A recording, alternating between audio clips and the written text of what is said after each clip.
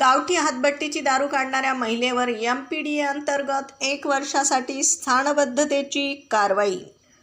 खामगाव तालुका दौंडगाव हद्दीत पवार ॲग्रो समोरील वनखात्याच्या जागेत लैली मच्छिंद्र गुडदावत ही महिला बेकायदेशीरपणे गावठी हातभट्टीची दारू तयार करून विक्री करत असल्याने तिच्यावर यवत पोलीस ठाण्यात 6 गुन्हे दाखल होते।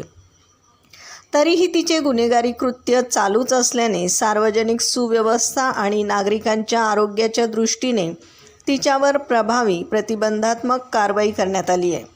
जिल्हाधिकारी यांच्या आदेशानुसार लैली मच्छिंद्र गुडदावत या महिलेस 1 वर्षाकरिता स्थानबद्ध करून मध्यवर्ती कारागृह नागपूर येथे ठेवण्यात आले।